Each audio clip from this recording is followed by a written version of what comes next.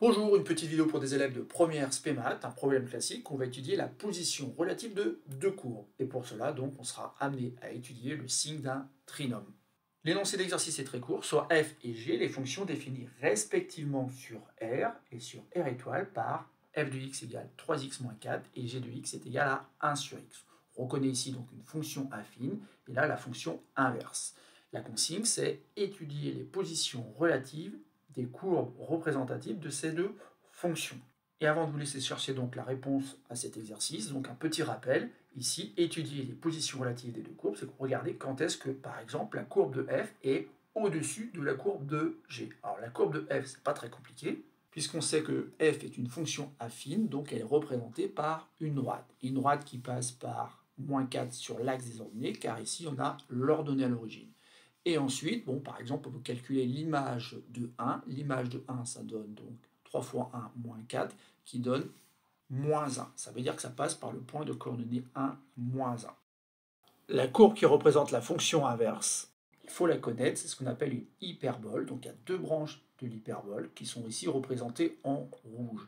Et on voit bien que donc la courbe qui représente donc la fonction f, donc la courbe qui est en fait la droite représentée en vert, elle est parfois en dessous et parfois au-dessus de la courbe qui est représentée en rouge. Sauf que bien sûr, la lecture graphique ici n'est pas pertinente puisque j'ai fait les courbes à main levée.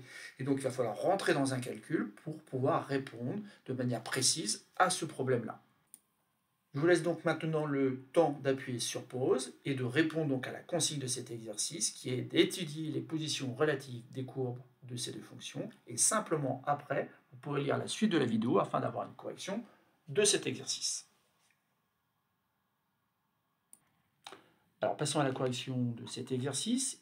Et ici, donc, il faut bien comprendre qu'on va chercher des valeurs pour x, telles que par exemple f de x soit supérieur ou égal à g de x. C'est-à-dire que c'est un choix que je fais, je vais regarder quand est-ce que la courbe de f est au-dessus de la courbe de g. Et dire que la courbe de f est au-dessus de la courbe de g, ça équivaut à dire finalement que l'image d'un nombre x par la fonction f est supérieure ou égale à l'image d'un nombre x par la fonction g. Le problème revient donc à chercher les nombres x tels que 3x moins 4 soit supérieur ou égal à 1 sur x. Au passage, bien sûr, on va considérer les x qui sont différents de 0 car la fonction inverse n'est pas définie en 0.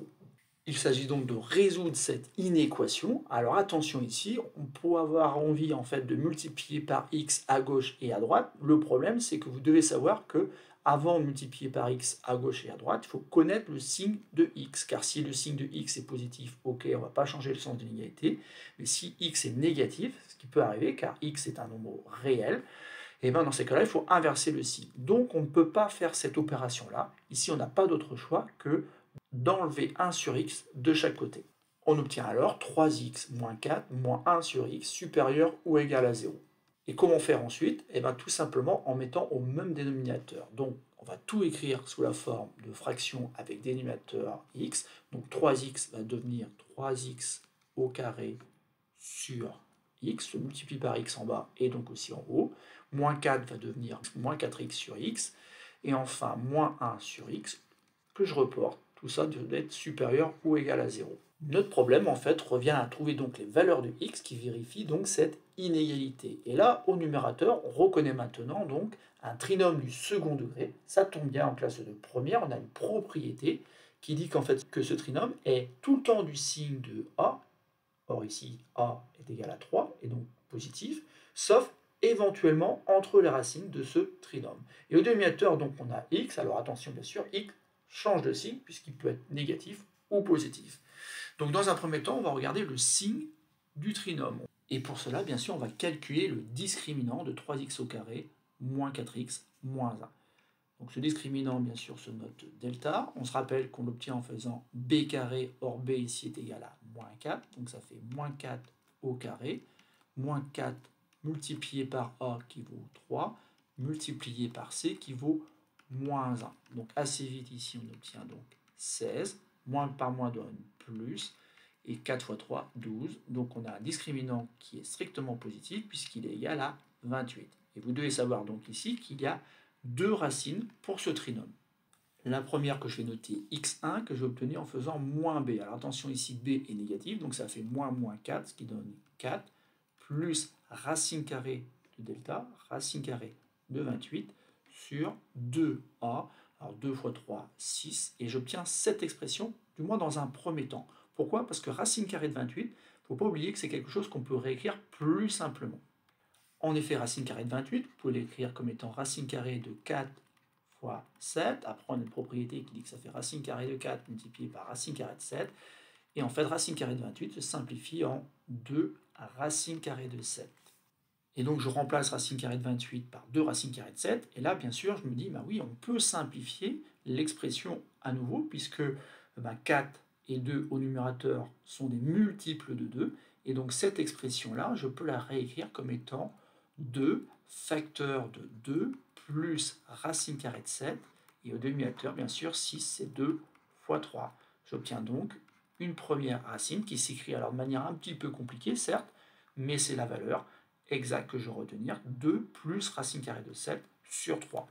Et de la même façon, je vous laisse vérifier que la deuxième racine, on va obtenir donc 2 moins racine carrée de 7 sur 3. Et donc on a deux racines ici qui s'écrivent de manière un petit peu compliquée en fonction de racine carrée de 7, mais on a bien deux racines, ce qui fait que le numérateur ici, le trinôme, change de signe en fonction des valeurs de x. Maintenant, il ne nous reste plus qu'à construire un tableau de signes qui va nous permettre de répondre à la consigne de cet exercice.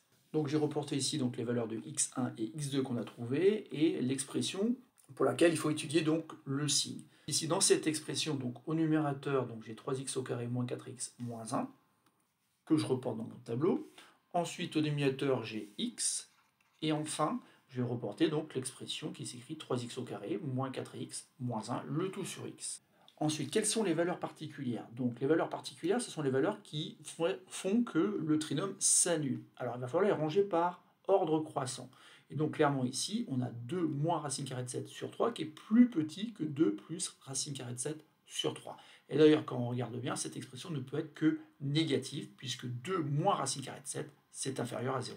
Du coup, je rentre donc ces deux valeurs sur la ligne des x, et j'oublie pas qu'en fait, ici, au dénominateur, j'ai l'expression x qui s'annule en 0. Je rappelle la propriété du cours qui dit que 3x au carré moins 4x moins 1 est du signe de a, autrement dit positif, sauf entre les racines qui, dans l'ordre, sont x2 et x1. Ça veut dire qu'ici, l'expression donc est du signe de a, elle est positive. Ensuite, elle devient négative, elle reste négative, puis elle redevient positive. En effet, ici, vous devez avoir en tête qu'on a une parabole avec les branches tournées vers le haut. Donc c'est normal qu'on passe du plus vers le moins pour revenir vers le plus. Pour l'expression qui est au dénominateur, x c'est plus simple, mais il ne faut pas se tromper. Cette expression s'annule quand x est égal à 0. Et avant 0, l'expression est négative, puis devient positive. Et puis ensuite, on n'oublie pas non plus quelque chose d'important. Ici, on a une valeur interdite. En effet, le dénominateur ne peut pas s'annuler. Donc, cette expression admet une valeur interdite qui est 0 que je signale en faisant une double barre ici. Pour le reste, après, ça va être très simple, puisqu'après, on va utiliser la règle des signes. Plus divisé par moins, ça donne moins. Moins divisé par moins donne plus. Moins divisé par plus donne moins, et plus divisé par plus donne plus. Alors là, j'ai fait un petit oubli, j'ai oublié de signaler que le numérateur s'annulait ici et là. Je le fais maintenant. Et pour ce qui est de la fraction ici qu'on avait obtenue, eh ben, il s'annule aussi, puisque c'est le numérateur qui s'annule. Et ainsi, donc, on a bien le signe de l'expression 3x au carré moins 4x moins 1 sur x pour toute valeur de moins l'infini à plus l'infini, en excluant bien sûr 0. Et nous, ce qu'on voulait, c'est savoir quand est-ce que cette expression était positive. Positive au sens large. Et on trouve donc un ensemble solution pour cette inéquation qui s'écrit donc 2 moins racine carrée de 7 sur 3, union 2 plus racine carrée de 7, le tout sur 3, plus l'infini. Alors ici, bien sûr, c'est une inégalité large, d'où le fait que je prenne les valeurs x2 et x1. Et ça, après, il faut simplement le réécrire en parlant de la position relative. Je vais pouvoir donc en conclure que la courbe de f est au-dessus de la courbe de g pour x appartenant donc à la réunion de ces deux intervalles. Donc 2 moins racine carrée de 7 sur 3, 0, et l'intervalle, donc 2 plus racine carrée de 7 sur 3 plus l'infini. Et après, ce qui est bien, c'est qu'on peut vérifier à l'aide de la calculatrice nos résultats. Je vais demander donc à la calculatrice de représenter les courbes qui représentent ces deux fonctions. Alors dans un premier temps, j'ai cette représentation ici où la fonction inverse est représentée en rouge et la fonction affine représentée en bleu.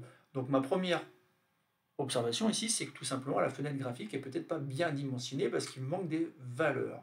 Donc j'ai joué un petit peu avec la dimension de la fenêtre et notamment sur l'axe des ordonnées, j'ai envie de descendre beaucoup plus bas que moins 3. Je vais descendre donc à moins 6 et je vais regarder un petit peu ce que ça me donne. Et là, donc, je vois ces fameux points d'intersection qui sont si importants dans cet exercice. Je vois en effet que dans un premier temps, c'est bien la courbe de G, la courbe qui représente donc la fonction inverse, qui est au-dessus. Donc, ce n'est pas toutes ces valeurs de x qui m'intéressaient, c'est les valeurs de x qui font qu'on est au-dessus donc de la fonction inverse lorsqu'on prend la fonction affine. Et donc, on voit bien que ça commence ici, ça commence pour une valeur que je peux demander à la calculatrice, qui correspond tout simplement à l'intersection de ces deux courbes. Et intersection, ça se voit assez vite, ça va être F6. Et donc j'obtiens une valeur de x qui est environ égale à moins 215. Et moins 215, ce n'est rien d'autre qu'une valeur approchée de cette quantité-là qui s'écrit 2 moins racine carrée de 7 sur 3. Et l'autre valeur, c'est tout simplement celle qu'on obtient en faisant 2 plus racine carrée de 7 sur 3. Ainsi, on peut valider notre raisonnement qui consistait à dire que tout simplement la courbe qui représente la fonction affine est au-dessus de la courbe qui est en rouge ici, pour toute valeur comprise entre cette valeur particulière qui s'écrit ici de manière exacte et 0.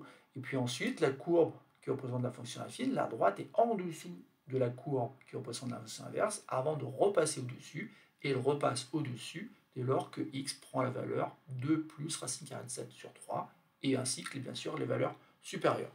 Voilà, c'est tout pour cette petite vidéo classique sur un exercice de position relative de courbes représentatives de fonctions.